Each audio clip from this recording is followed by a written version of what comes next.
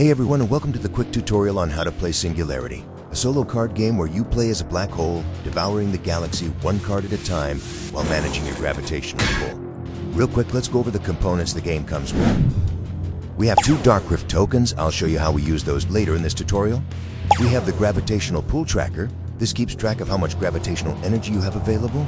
You're going to gain and spend this resource throughout the game. Finally, we have the deck of 50 celestial cards. These represent the planets, stars, storms, moons, and other cosmic phenomena you'll encounter and consume as a black hole. First thing we need to do is set up the game. We'll take our Dark Rift tokens and put them to the side like this. Set your gravitational pull tracker to 1, then also set it off to the side. Next, you'll shuffle the deck of celestial cards and deal them out into 8 sectors like this, to form a circle around where your discard pile is going to be. You'll deal 5 cards into each sector. So let's deal each sector a second card, a third, a fourth, and a fifth. Put the remaining cards in the deck into a pile we'll call distant space. We now reveal the top card of each sector. We reveal the top card of distant space, and we are now ready to play. Our goal is to consume or destroy every last card in the galaxy. First thing we're going to do is look for any cards with when revealed effects. You'll be able to spot them by this symbol located in the bottom left and right corners of the card. If there is more than one when revealed card, the player decides in which order they trigger. We can see that there are no other when revealed cards dealt at setup. So let's read what the Cosmic Storm card does. When revealed, destroy planets and moons in adjacent sectors. If a planet has a moon orbiting it, just destroy the moon. Trigger all other cosmic storms. You may pay 2 gravitational pull points to consume this immediately and ignore this effect. That might seem like a lot, so let's take a look. First, let's destroy any adjacent planets or moons. We do that by moving them to the discard pile. We don't have any moons in orbit around our planets right now. I'll show you how we do that later in the tutorial. There are no cosmic storms on top of any other sectors to trigger, so that has no effect. And we couldn't consume the storm immediately to avoid its when revealed effect, because that requires 2 gravitational pull points, and we start the game with only 1. Now, before we can start consuming any cards, we have to reveal the top cards on each sector with an unrevealed card. In this case, it's the 2 sectors where the moon and planet were just destroyed. Whenever you have multiple sectors with unrevealed cards, you reveal them simultaneously. And if multiple cards have when revealed effects, you as the player decide in which order they trigger. We can see neither of them have the when revealed symbol on them, so now we can start consuming cards. I'm going to consume the card in the top sector. Let's take a closer look so you can easily understand the information it contains. In the top left corner of the card, overlapping the gravitational pull symbol, you'll see a +2. This represents the gravitational pull gain, meaning that when we consume this card, we gain 2 gravitational pull points. At the top of the card is the card type. In this case, it's a medium planet.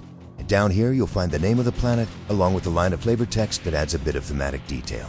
So let's go ahead and consume it. We gain 2 gravitational pull points, and then we place the card into the discard pile.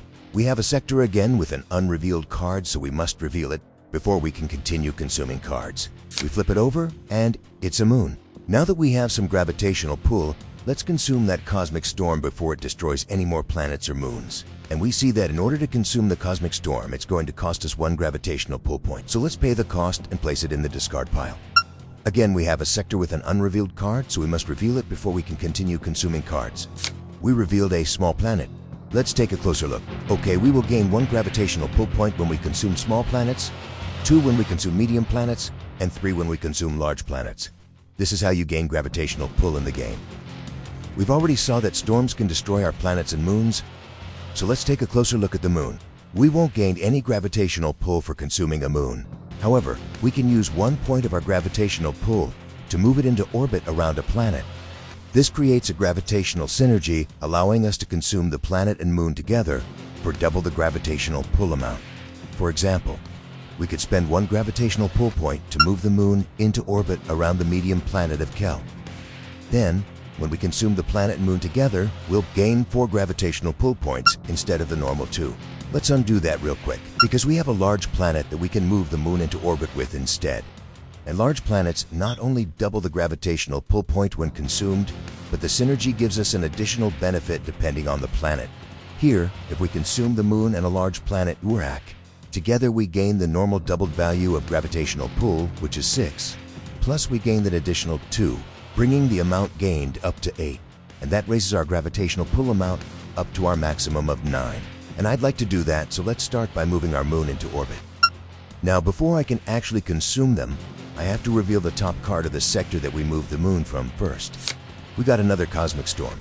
It destroys any adjacent planets and moons, so it will destroy the small planet next to it. There are no other cosmic storms to trigger, and we do not have enough gravitational pull to consume it immediately to avoid the when revealed effect. So let's place the destroyed planet in the discard pile. We now reveal the next card, and it's another small planet. Let's go ahead and consume Orat with the moon and gain 8 gravitational pull points up to our maximum of 9. Let's reveal the next card, and it's another small planet. Next, I'd like to consume the pulsar star. This will allow us to manipulate the threshold a little by moving a card from one sector to another. This will cost us 1 gravitational pull point, so let's pay that and then we complete the consumption effect. And I'd like to move the binary star to the sector that the pulsar star was just in. And before we can consume again, we have to reveal the unrevealed sectors card. And we have stellar fragments, which allows us to manipulate the top 3 cards of the sector it's in when consumed, which is excellent. But right now, I want to consume the binary star because of its consumption effect. So let's check that out. We can see that when we consume the binary star, we can also consume the top card of an adjacent sector for 0 gravitational pull points. So let's consume the binary star for 1 gravitational pull point and consume the Gravity Well Nebula as well. We always carry out the consumption effect of stars before revealing the top card of any unrevealed sectors, which is why we consume the Gravity Well Nebula before we reveal the unrevealed card on the binary star sector. We now need to reveal the unrevealed sectors before we continue consuming. And we have another binary star and a medium planet. What I'm going to do next is consume the stellar fragments for 1 gravitational pull point, and its consumption effect allows us to look at and rearrange the 3 cards underneath it in any order. We do have 3 cards here, but if we had less, we would arrange whatever is available and then reveal the top card. The 3 cards underneath it are another small planet, a supernova, and another cosmic storm. If we take a look at the supernova, we see that when we consume it, it will allow us to consume the card underneath it for 0 gravitational pull points. So let's put that pesky cosmic storm underneath it and the small planet beneath the both of them. Now let's consume the supernova for 1 gravitational pull point and consume the cosmic storm with it. We now reveal the top card to reveal the small planet. We will now consume the small planet, which is the last card in the sector. So as soon as we place it in the discard pile, the top card from distant space immediately fills the sector. This is the main way that we get cards from distant space into our threshold. We then reveal the top card of distant space. Now, distant space is not in the threshold, and so we do not trigger when revealed effects out in distant space, and ongoing effects are, well, not in effect. However, once a card from distant space enters the threshold, the when revealed effect will trigger and the ongoing effect will now apply. Let's take a look at the ongoing effect of the Gravity Well Nebula. While any Gravity Well Nebula is the top card of a sector, we cannot move cards from distant space to the threshold. Any card with a persistent effect will show a vertical infinity symbol, making it easy to recognize ongoing abilities at a glance. Gravity Well Nebulae can become a big problem as you consume the galaxy, and here's why. If you remove the last card from a sector, and a Gravity Well Nebula is showing on top of another sector in the threshold, you won't be able to refill the empty sector with a card from distant space. And that blockage triggers a dark rift, an unstable tear in the threshold where balance begins to collapse. To mark this effect, you place a dark rift token in the sector that couldn't be refilled. But be careful. If you ever have to place a third dark rift token, the threshold collapses and you lose the game. But let's back up so I can show you an example. Let's say the board state looks like this, and we spend 2 gravitational pull points to consume the Gravity Well Nebula that's currently in play. As soon as we do, we immediately refill all sectors, both those with dark rift tokens and the one where the Gravity Well Nebula was. This happens simultaneously. If multiple when revealed cards enter the threshold at once, you choose the order in which their effects resolve. And if one of the new cards is another Gravity Well Nebula, that's okay. All refills complete before its ongoing effect kicks in. After refilling, return the dark rift tokens to the spot near the GPP tracker. The threshold is now balanced again. This means that if a new dark rift is created later, it will count as the first dark rift, not the third that ends the game. In this example, the when revealed effect on the cosmic storm that just entered the threshold would trigger. And while no planets or moons are next to it to destroy, it does trigger the other cosmic storm to trigger, and that does have a planet adjacent to it that it will destroy unless we decide to spend 2 of our gravitational pull points and consume the cosmic storm before it triggers its when-revealed effects. I'd like to show you another example that might come up during gameplay involving a gravity well nebula. Let's say we consume the pulsar star in this sector, and then move another card on top of the gravity well nebula. That action disables its ongoing effect. It's no longer active as long as it's buried. The effect only returns if the nebula becomes the top card of the sector again. And now that you have a grasp on the gravity well nebula, let's take a look at the neutron star and then the large planet of Atheros. We can see that when we consume the neutron star, that we can move a card from distant space to the discard pile, otherwise known as the Singularity. This will not trigger any when-revealed effects or consumption effects if it's another star. We also are not restricted by the gravity well nebula, as we are bypassing the threshold and moving it directly into the discard file. In the case here, we do gain 2 gravitational points from the medium-sized planet.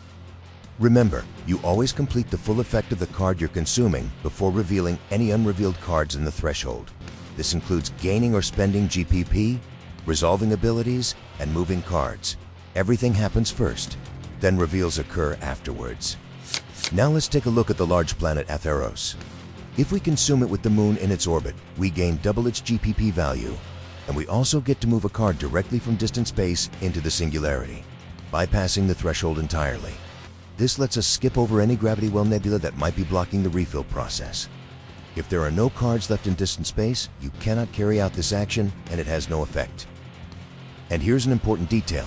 If there are no more cards left in distant space, there's no longer any risk of the threshold collapsing due to dark rifts.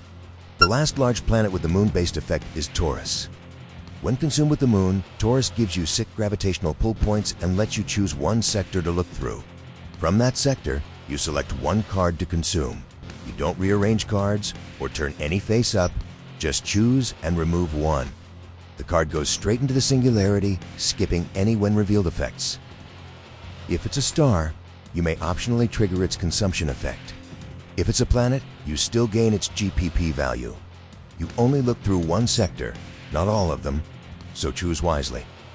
If you choose to trigger a star's consumption effect, do that now before revealing any unrevealed cards in any sector. There is one more star to quickly cover, the white dwarf.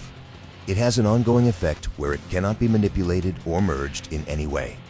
That means it can't be moved by a pulsar star, nor can it have another card moved onto it.